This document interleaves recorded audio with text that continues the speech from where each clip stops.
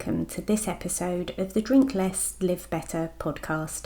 I'm your host, Sarah Williamson, and I'm so glad you're here. I'm recording this episode just a couple of days after co-hosting a retreat, and I wanted to capture some thoughts while everything still feels fresh. There's something quite special about the days after an event like this.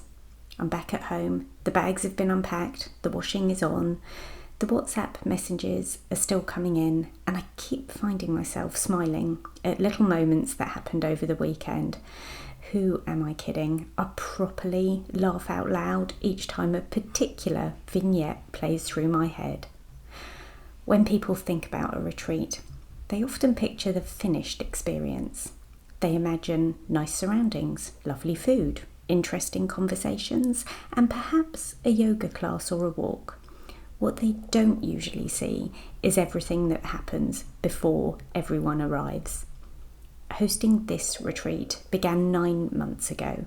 Yes, approximately the time it would have taken to grow a whole human being.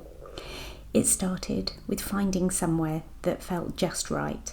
The venue matters enormously, and although we considered a fair number of places, one of our community members, Julie, came up with a suggestion for this one.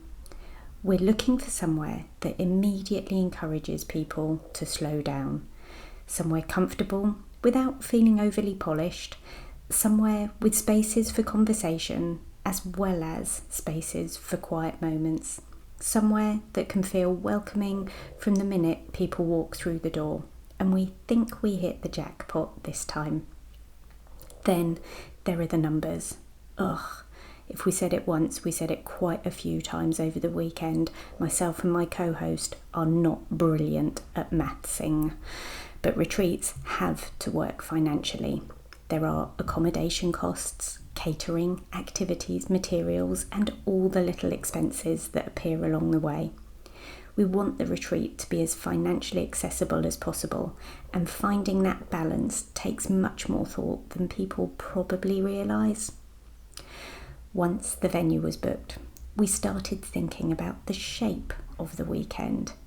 We never ever want activities to feel as though they're simply filling time. Every session has a purpose, and every gap between sessions has a purpose too. We consider people's energy levels. We think about the extroverts and the introverts. We think about when people are likely to feel more open and when they'll need space, when laughter might come naturally, and when quiet reflection would be welcome. The programme is a bit like putting together a playlist or a jigsaw. Each part influences what comes next. You want a flow that carries people through the experience without anybody feeling rushed. And then there are the carefully planned activities. We're looking to provide movement, yoga and walking, and stillness and creativity and time for reflection. We're looking for people to lead the activities who create warmth, people who help others feel comfortable and welcome, people who understand the people who come to our retreats and who genuinely care about creating a positive experience. When all those pieces finally come together, there is still a tiny voice wondering whether everyone will enjoy themselves, and that never disappears. Months of planning has our head in the details of the practicality, but by the Thursday before, I was weighed down by the responsibility of Friday to Sunday in the company of 38 people I felt responsible for and cared very deeply about the experience they were about to have. We had a couple of cancellations, and I guess that's to be expected, and it was all part of our learning as host retreat providers. And Friday arrives.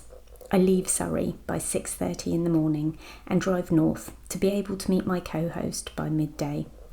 We are so delighted to see each other and have lunch together to make our final details concrete. We have time to go on the walk I've planned for our participants.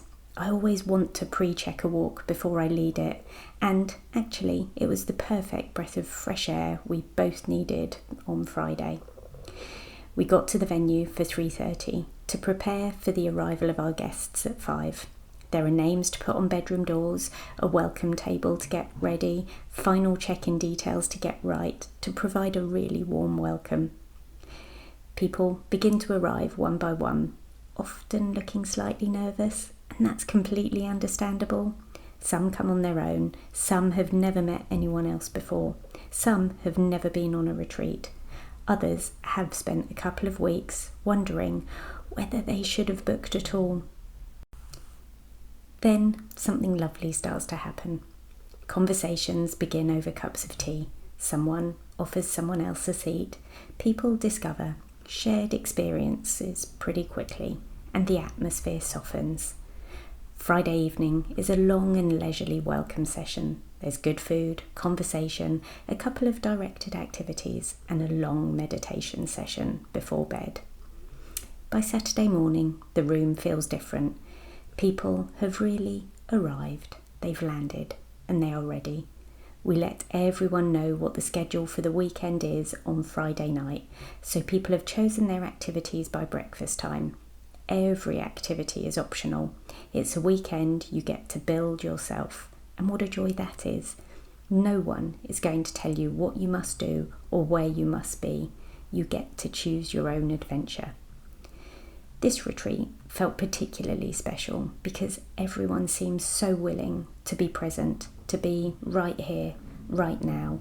There was plenty of laughter, thoughtful conversations, moments of emotion, and lots of genuine encouragement between folks who had only recently met. There was no pressure for anyone to share more that they wanted to, and opportunities to pass on anything that wasn't for you. Everyone seemed to instinctively respect each other's pace, and that created a really comfortable atmosphere. Those are the moments you can't schedule, you can't necessarily plan in. You can create the conditions for connection, but you can't force it. When it happens naturally, it feels like such a joy to be around. The Saturday included a fitness class, a creative clay session, a walk, scrapbooking, journaling, a sharing circle, jewellery making, yoga, and a grand quiz in the evening. There was also plenty of time for rest and chatting and eating. The Sunday involved a forest bathing activity, which was glorious, and then it was time to pack. Before we left, we had a beautiful closing circle, which felt like a brilliant time for us to all share our immediate reflections of the weekend, which then continued into the WhatsApp group this week. Since coming home, I've been reading through the WhatsApp group, and it's a joy bomb, it really is. We would never assume we got everything right, so I'll be asking our gorgeous community of people for suggestions for next time. What touched me was how many people mentioned the feeling of connection this weekend. They talked about feeling accepted, relaxed, and able to be themselves. Several said they'd arrived feeling slightly anxious, but were leaving feeling lighter. Others mentioned making friendships they would be continuing after the weekend. Some people commented on the pace of the retreat.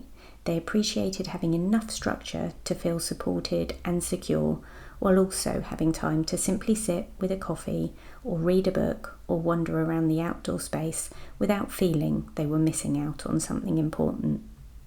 The welcome matters, the schedule matters, the environment matters, the pauses between my activities matter, and oh my goodness, the people really matter.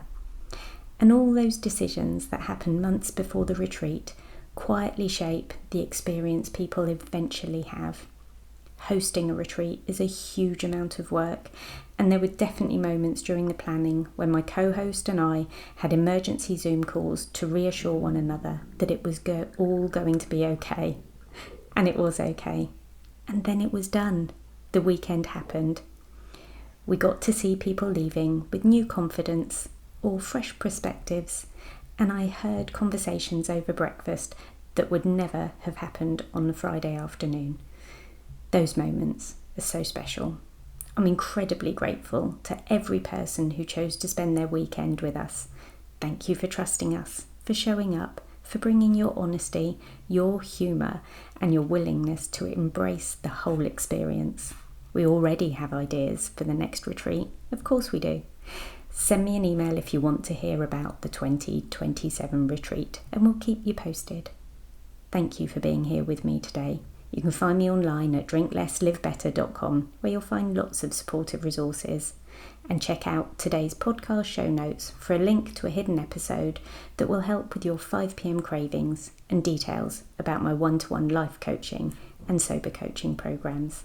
And P.S. I believe in you.